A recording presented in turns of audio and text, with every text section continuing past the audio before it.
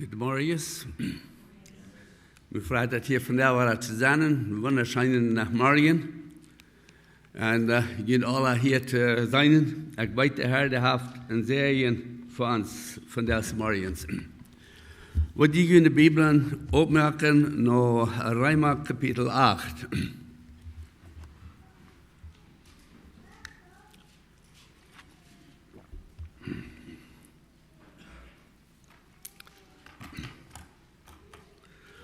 Römer Kapitel 8, und die waren sein an den Bulletin, Kapitel 8, Vers 1 bis 23. Ich wollte die Verse nicht alle lesen, weil ich war lang nicht von all den Versen reden kann von des Morgens, aber ich war von 1 bis 11, und ich war doch nicht mal ganz bei dem Einkommen von 1 bis 11. Aber wir wollen sein, dass Gott hat einen sehr großen Segen da für uns. Mein Thema, was ich gestellt habe, über das ist unsere Stellung an Christus oder ein anderer Wort, unsere Verwandtschaft mit Christus. Einmal im Plattdeutschen dann ich nicht ganz klar an die Schreiber, an die Wörter dann nicht ganz stimmen mit der Meinung davon. Aber ich glaube, das nutzte es unsere Verwandtschaft mit Christus, wer wir sind an Christus, was wir haben, unser Verhältnis mit Christus. So, bald würde ich mal lesen, Vers 8. Und bitte Sie sagen, mag ich so Wort Gottes in Wort sagen, warum möchte ich sagen, das Wort Gottes ist so klar, dass wir darüber really, darf gar nicht viel utgeleicht an Gottes Wort. Weil wir dort lesen, dort sich selbst klar machen. Und allgemein. Wir fangen an mit Vers 1, das sagt, dann ist nun nicht mehr zu verdammen an die in Christus Jesus sind, die nicht so leben, als das Fleisch verlangt, aber so als der Geist dort verlangt. Der Geist, der durch Christus Jesus leben darf, hat mich durch sein Gesetz von der Sinn in den Tod sein Gesetz freigemacht. Was das Gesetz nicht tun kann, wenn es dort durch das Fleisch geschwächt wird, dort tut Gott. Er schickt seinen Sohn in Menschengestalt als ein Opfer für den Sinn und verdammt den Sinn im Tod. Bitte macht Sie aufmerksam, was das sagt, das Wort Gott tut mit dem Sinn. Das sagt, für den Sinn und verdammt den Sinn im Fleisch, Vers 4. Dort es an uns können vorgebracht worden, was das Gesetz verlangt, da wir nicht so leben, als das Fleisch verlangt, aber so als der Geist dort verlangt. Die noch fleischlich sind, beschäftigen sich mit dort. Dort zum Fleisch gehört. Die aber, die den Geist haben, mit Dingen, die vom Geist kommen. Wer sich bloß mit dem Fleisch beschäftigt, für den meint dort der Tod. Wer aber den Geist hat, für den meint dort Leben und Frieden. Wer fleischlich gesonnen ist, der ist fleischlich, der ist feindlich gegen Gott. Wenn es dort Fleisch nicht Gott angetan ist und auch nicht kann, wann dort auch noch will. Die noch am Fleisch sind, können Gott nicht gefallen. Aber die sind nicht am Fleisch, die sind am Geist, wann Gott sein Geist wirklich in ihnen wohnt.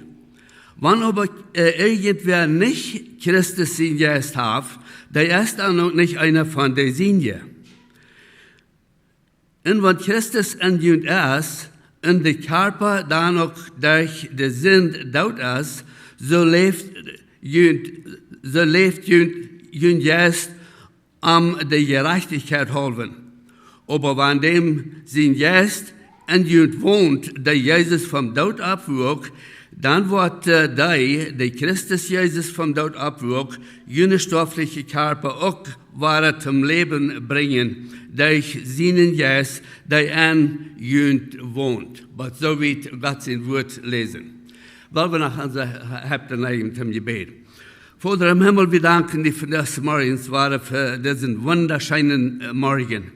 Wir danken dir für deine Gnade, für das Morgens. Wir danken dir, Herr, dass wir können friedlich kommen hier, also es steht, und das ist dein Haus. Wir danken dir besonders für dein Wort, was uns klar wiesen hat, wer du bist, wer wir sind, wo deine Radung, wo du uns hast geraten von unserer Sinneschuld und wo du uns deinen Geist gegeben hast, der du an uns wohnen hat, wenn wir die annehmen, dann, der uns leiden und führen hat. Herr, du weißt, was unsere Bedürfnisse sind von des Morgens. Ich bete, Herr, für jede Person, die hier ist. Herr, du möchtest so eine sein, die da sehr verletzt sind. Du möchtest so eine sein, die überhaupt noch nicht kennen. Ich bete Gott, dass du durch dein Wort musst reden. Du musst uns dort geben, Herr, was wir bedürftig sind zu haben. Und in die wollen wir alle ihr und alle Dank geben dafür. In deinen Namen bete ich dir. Amen.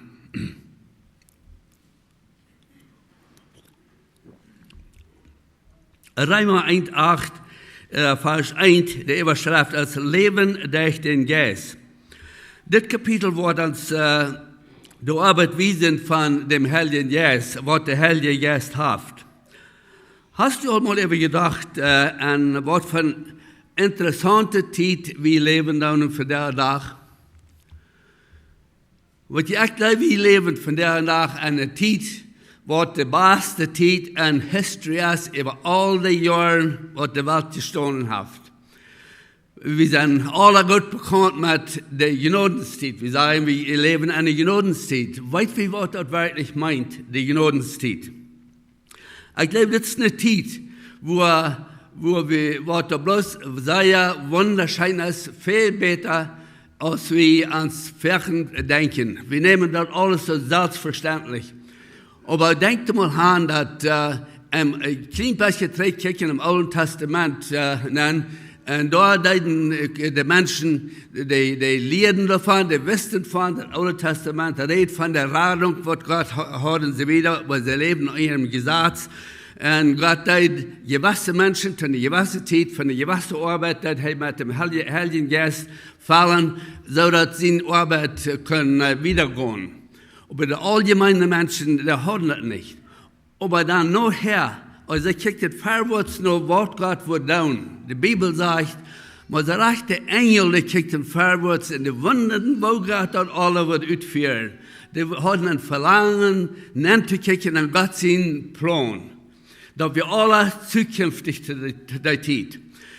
Wie an der anderen Hand, wir kriegen drei, wir sehen, wo das alles passiert ist. Nicht mal bloß dort, aber am Pfingsttag, der Gott seinen Geist ausgießen, nicht bloß über gewisse Menschen, aber er hat seinen Geist, den Heiligen Geist ausgießen über all die Gläubigen am Pfingsttag. Und seitdem haben wir jeder einer, was dem Herrn Jesus annehmen hat, es mit dem Heiligen Geist versiegelt. Der Geist Gottes ist an uns, der leitet uns, der wird uns überzeugen, dass wir Sünder sind, und der wird uns leiten an uns christliches Leben. Der Heilige Geist ist dabei, wenn der wahre Geburt Platz finden wird. Der wahre Geburt kann nicht Platz finden in uns Leben, in Menschenleben, als dann der Heilige Geist, der dabei ist, und der die wahre Geburt, der uns die wahre Geburt geben. Der Heilige Geist ist der uns Gott sein Wort aufdeichen wird. Die meisten von uns, alle von uns vielleicht, würden mit einem Tisch stehen, dass vor dem, dass die dem Herrn Jesus annehmen, wenn die Bibel lesen, dass wir ein bisschen aus dem Taunetbuch, das hat nicht eine sehr große Bedienung. Wenn wir dem Herrn Jesus annehmen, und an die Bibel anfangen zu lesen, dann wird das ja so, als wenn da eine Gardine wahrgenommen wird, nu leitet Gott uns nachkicken an sein Wort. Das ist meine eigene Erfahrung. Das wird so, als wenn ein ganz neues Buch wird, ganz neues, was ich noch nie ihr gesehen habe. Je wisst, am Kopf habe ich alle Teil von den Versen, gelehrt von Tüß an der Schule und so wieder, wie es der Tagsbuch an der Schule, wie die Bibel. So, gewisse Dinge wären da mit Sinn, aber kann ich nicht verstehen. So, wir leben in einer sehr, sehr interessanten Zeit. Das Kapitel wird uns die Arbeit von dem Heiligen Geist wiesen. Was den Geist in der Arbeit ist. In diesem Brief sehen wir, was die Dreieinigkeit Gottes, wo der Hauptposten, wo der Hauptarbeiten auch, in Kapitel 8. Erstlich sehen wir, wenn wir, oder den ganzen Römerbrief meine ich. Wenn wir den Römerbrief würden lesen vom Anfang bis zum Ende, da würden wir sehen, dass Römer 1, Vers 1, 3, Vers 20, da sehen wir, dass Gott der Vater an der Erschöpfung, das wird wir dabei sein, wo Gott schaffen, wo er verbunden wird, wann die Welt geschaffen wird. Zweitens sehen wir in Römer Kapitel 3, von Vers 3, 21 bis 7, 25, Gott den Sehen an der Radung. Da sehen wir dort, wo Gott hat durch Jesus Christus der Welt gerat und uns von der Sündenhaft losgekauft. Der ganze Plan da.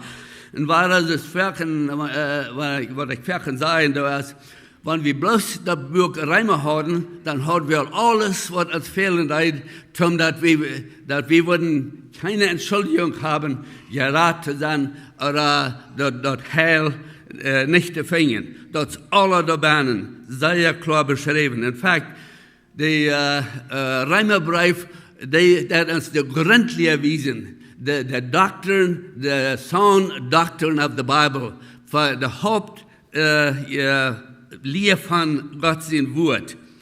Drittens sehen wir dort sehen wir dort das Kapitel, Gott, der Heilige Geist und der Heiligung an den Christ. Das wird wir in das Kapitel sein, wo der Heilige Geist verbunden ist. Sie wird nämlich gesagt, das über Römer Kapitel 8. Und das wird hier sagen, der Code. Das Kapitel ist der höchste Punkt in das ganze Römerbrief. Dort sind viele Bibellehrer, die sagen, dass das Kapitel ist der Mittelpunkt von der Heiligen Schrift. Dort fängt an mit kein Verdammnis oder kein Verdorben und kommt zum Ende mit kein Scheiden. Und dann dort waschen ist alles, was ein Mensch braucht, dass er ein heiliges Leben für Gott leben kann.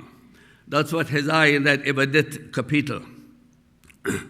Okay, unsere Verwandtschaft mit Christus oder wer wir sind in Christus.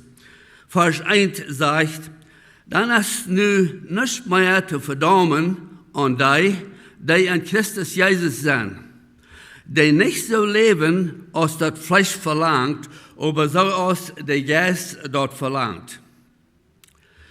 Wollen wir mal ein klein bisschen zurückkicken, weil wir in der Bibel haben, da bloß ein Kapitel zurückkicken, und weil wir ein klein bisschen zurückkicken nach Kapitel 7, seine Worte Apostel Paulus sagen, dass in Kapitel 7 besser zu verstehen, was Kapitel 8 zu bedienen hat.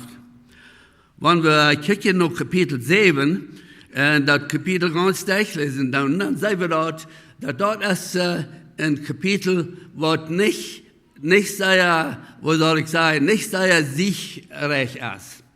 Dort zum Kapitel, wo der Apostel Paulus wiesen hat, wo ein Mensch an sein eigenes kämpfen wird. Und Vers 3 und 4, oder Vers 4 und 6, wo ich jetzt lesen. Die sagen, solange wir anbekehrt am Fleisch wären die sämtliche Leidenschaften durch das Gesetz gereizt und an die Geleder und an der Arbeit Frucht, an die Geleder an der Arbeit Frucht zu tragen, die zum Tod führen. Ich glaube, das habe ich gut verstanden. Ehe wir bekehrt werden, dann sagt dort, wir in der sämtlichen Leidenschaften, durch das Gesetz gerätst, und an sich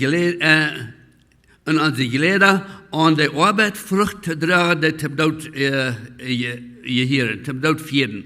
Vers 6, aber nun sind wir von das Gesetz los, dort für dort, und dort wir gebunden werden. Wir haben nur einen neuen Dienst im Geist und nicht mehr an der alten Buchstaben vom Gesetz. Das ist nicht anders. Das ist wieder so, dass was wir deuten, dort wir Dinge, die zum Tod führen. Das wird so wie geboren werden.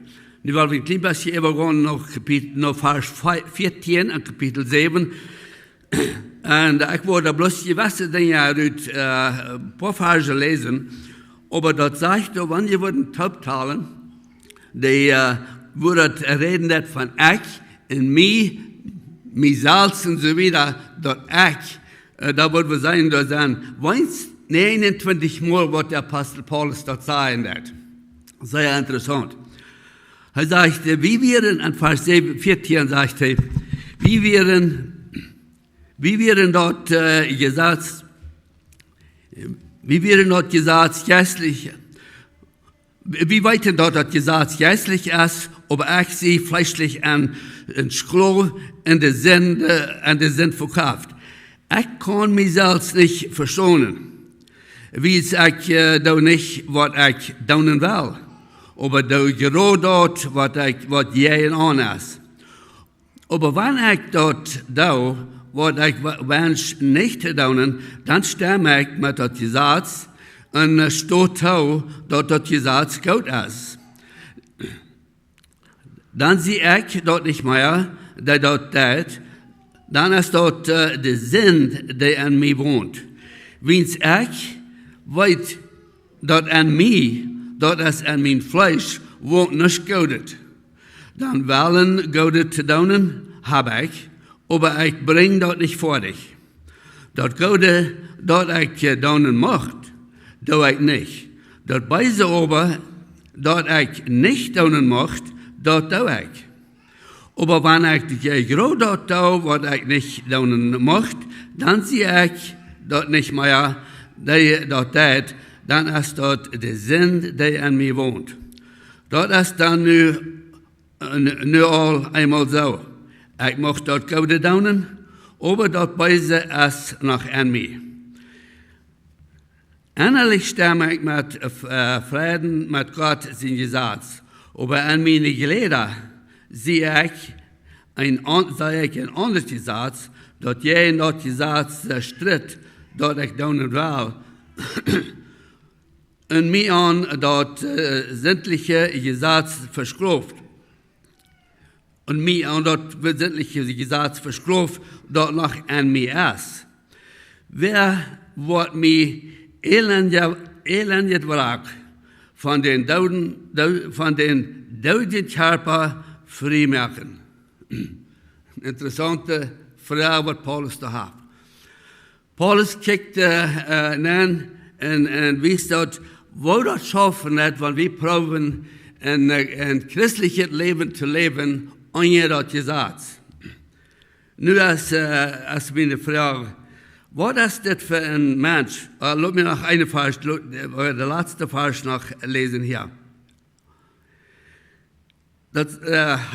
Nicht nur abhören, er sagt in Vers 25, Gott dank wir dafür, der Jesus Christus an den Haaren. Dann ist dort nicht so, ich selbst mit meinen Wahlen, dein Gott sein Gesetz, aber mit Fleisch der Sinn Gesetz. So, was ist das Problem oder was ist die Lösung davon? Meine Frage ist, was ist das für ein Mensch, der das hier beschrieben hat in das Kapitel? Wer kann das sein? Ich glaube, wir können sagen, dass, das sind meine Gedanken, aber dort können ein Christ sein, der braucht für Gott zu leben, durch das Gesetz. Weil das ist möglich, dass Christen en ik moet staunen verken, wo viele Christen nicht Sieg haben in ihr Leben. Die proben mit aller Macht zu leben en ihre eigene Kraft, ein siegreiches Leben zu leben. Warum? Ich glaube, dass da wäre es, dass wir nicht, eine Ursache kann sein, da wäre es, dass wir weiten, dass nicht wirklich klar, was Gott für uns getan hat. Wer wir wirklich sein, aus Gott sein Kind. Wir sagen, und weiten doch, dass wir sind durch genau die Rat, aber wir sind, und besonders wie aus Mennoniten, wir sind so abgetragen, wir machten doch also fehlte daunen es mehrjährlich, wann wir da wollen, genug daunen, da wird es dann vielleicht noch mal taurechen. Nicht eine sehr gute Hoffnung, aber das ist die Hoffnung, was die meisten Menschen haben, was da und jeder die Satz leben. Also dort können Christen sein, aber nicht wirklich weiten, was wir an Christus haben, was Gott für uns getan hat. Wir sind gerat, aber wir müssen doch proben, dort nicht festzuhalten. Aber da können auch ein Mensch sein, was noch niemals wahre geboren ist. Ich weiß, viele Menschen, die proben, und viele Menschen dauern zu einem gewissen Mut ein gutes Leben leben. Ich sage viele Menschen, in fact, ich sage viele, ich soll vielleicht nicht sagen viele, ich weiß, ich kann Menschen, die da keine Idee haben von wahre Geburt, die nicht wahre Geburten sind, denen nicht klar ist, wo Menschen wahre geboren worden, aber denen erleben, dass es besser als ein Mann, der Christen leben ist. Sad to say. Die leben ein ziemlich gutes Leben, aber können danach nicht dort erreichen. Dort können Menschen sein, wenn er will hier ein gutes tun, aber was an, er kann bloß nicht dort vor dich bringen, so als Paulus hier sagen, sagt er, was ich will tun, das tue ich nicht, was ich nicht will tun, das tue ich. Wo viele von uns, und ich weiß für mich selbst, ich bekehrt, wie ich abwasser das noch. Dann habe ich mir Ferien genommen, das von nu an, von nie an, besonders von nie, von hier an, was die bei uns Johann ein anderer Jung sind. Die war abhören mit vielen von den Dingen, was ich wusste, was das sind wir. Und ich probierte mit all meiner Macht, dort nicht zu tun, ich probierte ein besserer Mensch zu werden. Und das schafft nicht.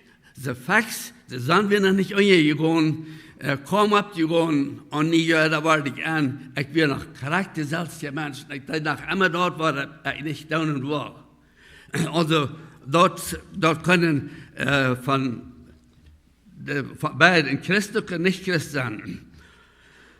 Aber nun sagt der Apostel Paulus, jetzt noch Kapitel 8, wie sie das hat gesagt, dann jetzt noch Kapitel 8, dann sagt er, dann ist nun nicht mehr zu verdammen.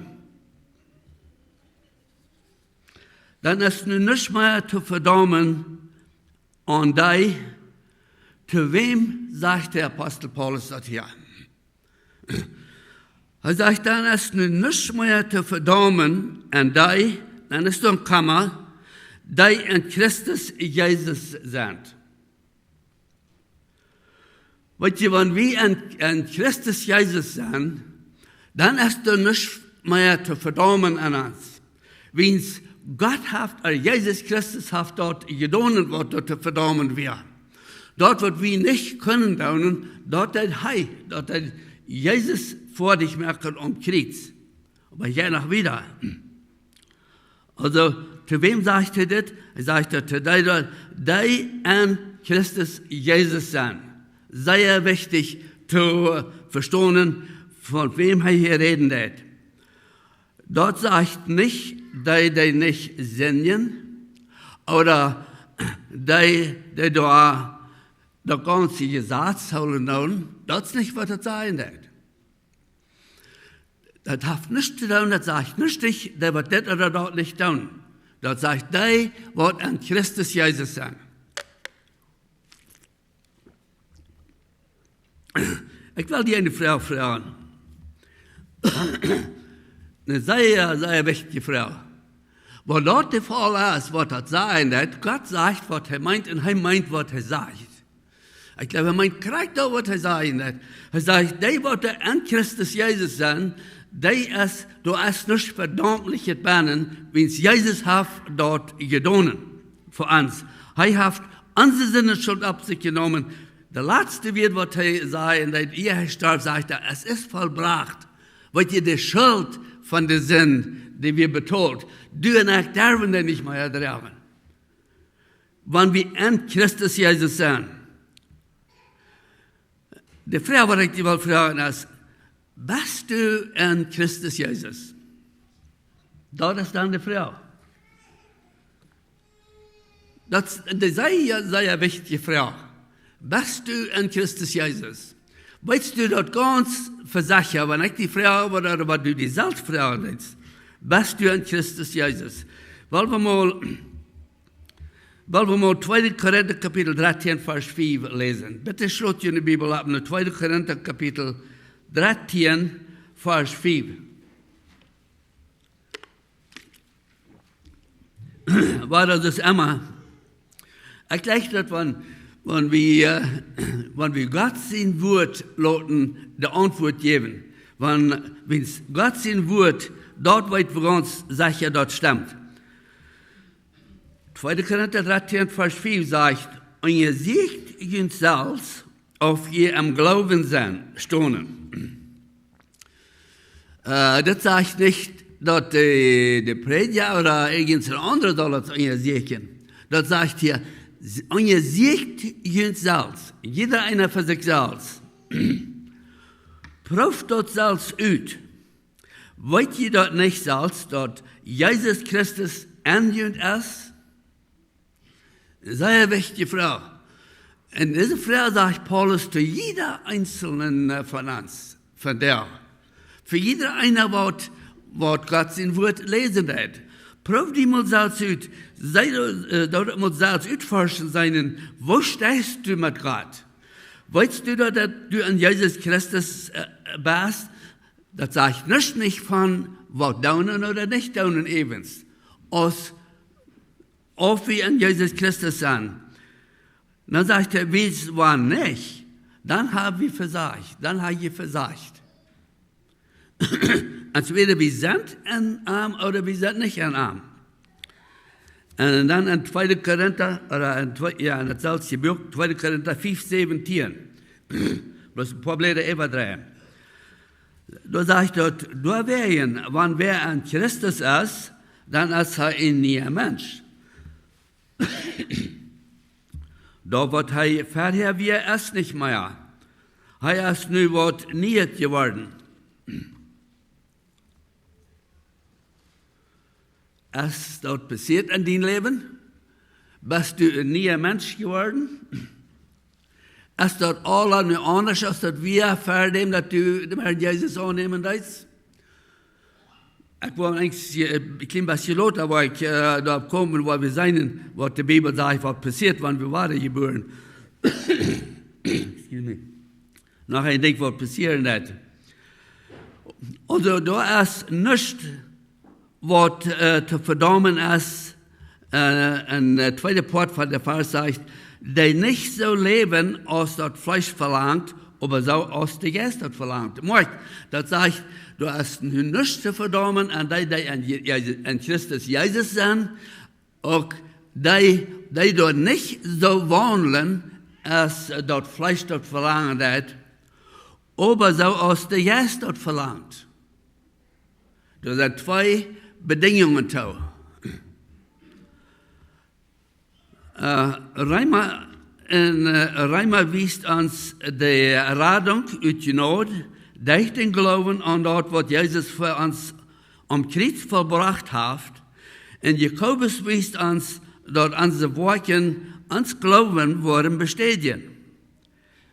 Weil viele Menschen die sagen, dass, wenn wir reden nun von unserer Versicherheit an Christus und dass wir versichert sind an Christus und so weiter, sagen sie, aber jo, da müssen doch auch Worte sein. Kostet nicht bloß ihr Leben. Und sie sagen, dass Jakobus und Reimer, die dann sich widersprechen. Und Reimer sagt Paulus zum Gerat worden, der wir bloß geleben und da was Gott getan hat. Der Gnade sei wie Gerat, nicht durch unsere Worte, dort ist eine Gabe von Gott, nur Epheser Kapitel 2 noch, nicht mit Worten, so dass sich nicht mal immer riemen wird. Also, sie sagen, dass wir leben dort, Worten haben nicht zu tun. Und aber Jakobus, der sagt, der Glauben ohne Worten ist tot. Der sich dort widersprechen. Jakobus Kapitel 2, Vers 26 sagt es das. So als auch der Körper ohne Geist tot ist, so ist der Glauben ohne Worten tot. Was meint das? Kriegt dort, was Paulus sagt, an Reimer. Er sagt, der Glauben, wenn dann wahrhaft Glauben ist, sagt er, dann sind wir nie ein Mensch, dann ist das alle vergangen und es ist alle nie geworden. Römer 8, Vers 2 sagt, der Geist, das ist der zweite Vers an meinem Text. Der Geist, der durch Christus Jesus leben darf, hat mir durch sein Gesetz von der Sinn in den Tod sein Gesetz freigemacht. Nu darf ich nicht mehr dabei leben, so aus Jesaja in Kapitel 7, und bloß einen Kampf. Er sagt, wir sind freigemacht davon.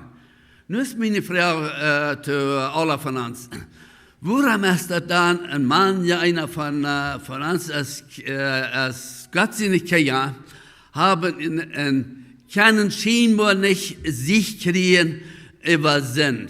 Wir sind versklavt und sind, wir würden hier darüber kommen, wir wissen nicht, wo wir darüber kommen können. Unser Leben ist messed up. Wir können nicht loskommen von verschiedene Dinge, Angewohnheiten und Plären und so weiter. Ich wundere, wann wir können sein, in jedem einen von uns persönlich, wie weit wo wir hier sind, dann sei wir uns an, so als wir loten, weil wir am Sonntagsmorgens in der Kirche sind. Ich wundere, wann wir können uns selbst sein an der Blackboard, kriegt alles, wer wir sind, wirklich 7 Tage Werk.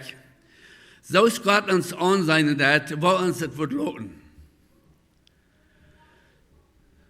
Was wir wirklich sind, oder was Gott sein, dort ist, wer wir wirklich sind. Und ein Mann, ja einer von uns, und ich rede von mir selbst, ich weiß, was in meiner Vergangenheit, in den 44 Jahren, was ich bekehrt bin, ich weiß, was fähig geworden ist, was in unseren Tiden, ich weiß, wo ich furchtbar gekämpft habe gegen Dinge. Aber Gott sei Dank, wir können sich kriegen über die Dinge. Wir sind in Christus, wir haben die Kraft. Gott hat uns Sieg gegeben über den Sinn, wir dürfen noch nicht mehr gegen kämpfen. Ich habe in der letzten Zeit mehrere Botschaften gehört über den Kampf, was wir haben gegen den Teufel. Wir kämpfen nicht mit Fleisch und Blut allein. Wir kämpfen gegen den Teufel selbst, gegen die böse Geister, was in der Luft herrschen, in Epheser Kapitel 6 noch. Wir haben in der letzten Zeit erfahren, und die meisten von euch wissen, was von furchtbarer Kampf, als von meinem Bruder, seine Familie sind durchgegangen, mein Bruder seine Familie, mein Bruder Henry seine Familie durchgegangen ist. Wir haben gesehen, wo der Teufel mit all seiner Macht ansaten, um Menschen in Distel zu holen. Und ich frage gestern mitteilen, ein klein bisschen von dort, wo ich war mitteilen, musste ich meinen Bruder Henry phone gestern und fragen, ob er mir erlauben, dass ich mitteilen, von was passiert wäre. Er sagt, sei ehrlich. Und ich sage, ich frage die da werden, ich will sein, ob das wirklich wahr ist, was du bekennen ist, was in deinem Leben passiert ist, oder ob das nicht ist. Ich sage, war nicht. Ich sage, da will ich doch nicht mitteilen. Wir sagen, kann das selbst meist nicht leben, weil mein Bruder, mit seiner Familie, mein Bruder und seine Frau sind für 35 Jahre eingegangen. Und ein Leben gelebt. Und I'm telling you, das ist furchtbar sehr abgemacht. Die Familie, 17 Jahre, eine von den Töchter hat sich bekehrt und lebt für den Herrn. Die erste Tochter. Wir fangen an zu beten für Ernten. Die Kirche betet, viele Menschen beten für Ernten. Es kommt so ran, dass Helen, seine Frau, die kommen am Hospital an, und ICU, Emergency an, und long story short, das ist in der Weg 3 gestorben. Und das ist cremated, das sind Ashes, but in between, während dieser Zeit, probieren wir, das Evangelium zu bringen. Und meine Niece, Tina, hat 10 Minuten, wo sie kann allein mit ihrer Mutter von Jesus reden. Sie war bewacht von ihrer Geschwister, dass wir allmählich mit ihr zu reden. Aber in der Meantime, mein Bruder Henry, der jetzt sein Leben haben, frisch zu Gott, möchte sich frisch ab vor Gott, sie haben Jahre 3, vielleicht 40 Jahre 3, haben sie mal dem Herrn angenommen, aber sie haben nicht in ihr Leben wirklich Sieg, und sie leiten den Feind an 3 an bringen, und dass wir furchtbar sehr verbessert, die ganze Familie hier in Gott. You wouldn't nicht leben können, Dinge, was da vergehen leid. Aber der Herr, das arbeiten. Aber mit Sinn muss es einmal gedealt worden. Ich sehe zu meinem Bruder Henry, ich sehe, du bist der Vater, und du hast ein Vergang sein. Ich sehe, die Kinder haben ein Recht, abzukicken, nur die. Aber ich sehe, du in deine Frühhand nicht Verantwortung genommen. Jene Kinder sind dadurch so furchtbar verbessert im Leben für den Teufel, und der Teufel hat der Vollmacht an die Familie, das zu tun, was zu tun. Und er died dort. Er sagt, das ist nur die Kinder gehen und bekennen dort, und er died dort. Und please note, ich habe die Freiheit, das mitzuteilen. Er gibt mir die Freiheit. Und der Herr fängt an zu arbeiten. Long story short, er fängt ihn ab und sagt, John sagt, das Leben ist so schein, sagt er, ging jetzt so was zurück, ich kicke im Himmel, ich habe noch nie in meinem Leben gesehen, wo wunderschein der Himmel, wie er des Stierens sagt. Sagt er, das ist so schein. Und etliche, 2 von seinen Kindern sind ganz betreuert, dass sie wollen, wir glauben, dass sie wollen dem Herrn annehmen. Die kommen zu der Memorial Service, was Tina hat, letzte Mittwoch. Und kommen noch an und hielten das Evangelium da. 3 von denen wären nicht da, sie würden sich nicht seine Loten in Gott in gehen wird. Aber 3 Stück wären da, including Henry. Und sie sehen nachher, und Henry vor mir, das habe ich von Henry, er sagte, der hat gesagt, er hat niemals geglaubt, dass ab dieser Ehe, dass die Kirche dort wäre, was sie da gehört hatten. Was Gott braucht, der ist dort. Und das ist, was passiert hat. Aber wir können, aus Gott seine Kinder, wir haben still noch unsere Wahlen, an Gott sein Weg zu gehen, oder bezieht gehen in dem Teufel. Okay, so viel von dort. Ich muss vorwärts gehen hier. Aber das ist Reality. Das wird, wir sind in diesem furchtbaren Kampf, wo der Teufel prüft, alles zu verdorben, was möglich. Okay, Römer Kapitel 2. Der Geist, Römer Kapitel 8, Vers 2, pardon me. Römer 8, Vers 2. Der Geist, der durch Christus Jesus Leben jaft, hat mich durch sein Gesetz von der Sinn in den Tod sein Gesetz frei gemacht. Was der Geist Gottes, der hat uns frei gemacht. Wir sind an Gott seine Ohren, wir sind frei. Wir sind unter seine Gnade. Wir sind recht gesprochen. Warum sind dann so viele Christen, was da haben die Leute gesagt? Was hat Vers 3 sagt, was hat gesagt, nicht tun können, wie es dort Fleisch geschwagt wäre, dort Gott, er schickt seinen Sehen an Menschengestalt als ein Opfer für den Sinn und verdammt den Sinn am Fleisch. Was ihr Gott haft durch seinen eigenen Sehen, haft den Sinn durch Jesus Christus verdammt am Kreuz auf Golgatha und Jesus zu sehen, es ist vollbracht. Der Sinn, der ist betont. Warum wollen Menschen dann verloren gehen? Viele Menschen wollen verloren gehen. Bloß deswegen, dass sie das nicht angenommen haben. Weil das Geschenk hat man angenommen. Wir müssen das leben, wir müssen das sein, wer wir sind an Christus. Vers 4 sagt, dass es an uns können vor dich gebracht worden. Was das Gesetz verlangt, dass wir nicht so leben, als das Fleisch verlangt. Dass wir nicht so leben, als das Fleisch verlangt, aber so als der Geist dort verlangt. Wir haben eine Choice, wir haben eine Wahl, wir können so leben, als das Fleisch verlangt oder so als der Geist verlangt. Aber das passiert nicht und wir können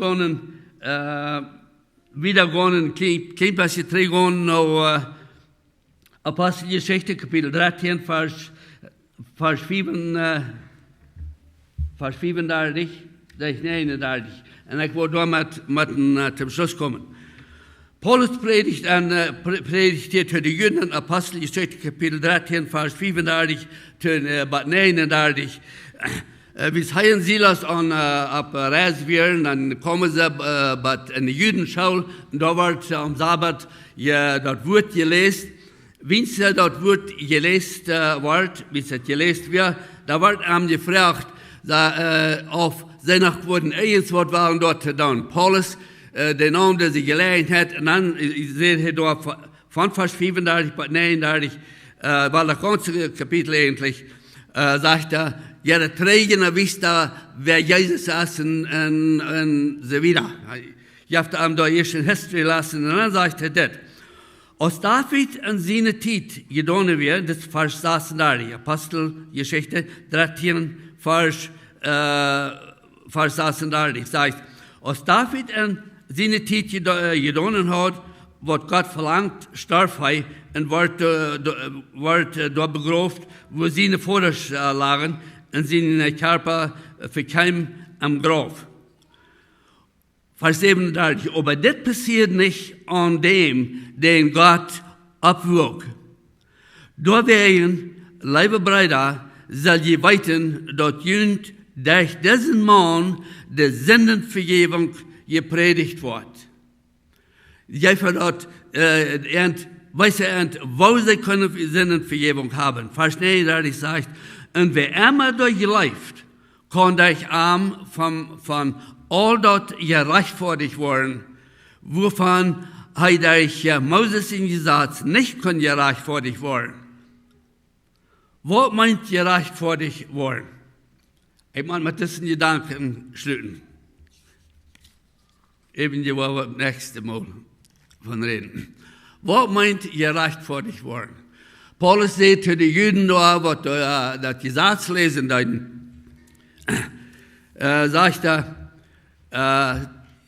wurde mit Jesus, wir muss abstoßen und wir können durch Arm, wer immer dort läuft, kann durch Arm von all dort gerecht vor dich worden, wovon sie durch Moses in Gesetz nicht können gerecht vor dich worden. Und die einzigen Menschen, die fragen, sagen, du bist aber righteous, du bist ganz righteous, du bist so gerecht vor dich. Sind wir gerecht vor dich? Ja, wir sind. Durch Jesus Christus sind wir gerecht vor dich. Wir stehen an seine Gnade. Stehen wir.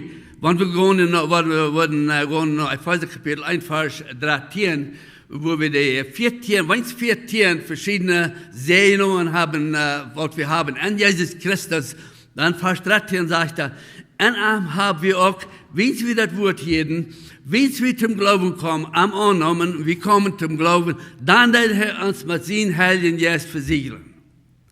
Mein Freund, du und ich haben also Sündenvergebung durch Jesus Christus, wenn das Wort hat am Kreuz. Wir sind gerecht vor dich, durch er hat uns gerecht vor dich. Bloß ich schlüten, weil ich das sage, weil hier und da, mal einmal dann wo ich ändert, einer oder der andere, der noch, der lebt noch, der hat sich hier, dass, wenn, yes, wir sind gerat, aber wenn ich noch soll ich sterben, dann noch soll eine Sinn dauern, und ich komme nicht rein, das zu bekennen. Da war ich in der Haltung gegangen. Da wird wohl so sein, wenn Jesus sich einen Sinn betont, in der Bibel müssen selbst für unsere Sinn schaffen, da würde ich sagen, da wird das wohl so sein, aber weißt, ich habe eine News für dich. In dem Fall, da wird nicht einer von uns hier bannen, am Himmel ankommen. Nicht eine einzige Person. Warum nicht? Wisst das nicht einer von uns, wird er niemals nicht singen, dass in ihm singen, ohne dass wir das weiter, ohne dass wir das wollen. Ihr Schwester und Freund, wir sind ja rat, weil da was Jesus am Kreuz steht, und hey, wir müssen bloß Sachen merken, dass wir sind arm. Hey, ist an uns. Möge Gott sein Wort segnen. Weil wir noch zum Schluss beten. Vater im Himmel, wir danken dir für den großen Heil, was du für uns hast, am Kreuz vollbracht auf Golgatha. Wir danken, Herr Jesus, dass du das nicht bloß durchloten hast, aber du hast begraben und du standst ab vom Toten. Du wirst die erste Worte abstehen vom Toten. Nicht mehr bloß dort, du fürst treten am Himmel. Du sagst von der zu der rechten Hand Gottes, du darfst uns dort vertreten, du stehst ein für uns dort. Wenn wir accused worden von den Dieben, dann stehst du ein für uns. Du bist uns Advocate dort bei dem Vater. Wir danken dir dafür. Wir danken dir, Herr, für dein Wort, was wir hier haben, was wir lesen dürfen, was wir leben können und was dort kraftvoll ist. Wir danken für den Heiligen Geist, was an uns ist und durch uns arbeitet. Ich bete, dass du musst wieder reden zu uns und sehen uns wieder, bete ich in Jesus' Namen. Amen. Dankeschön für Aufmerksamkeit.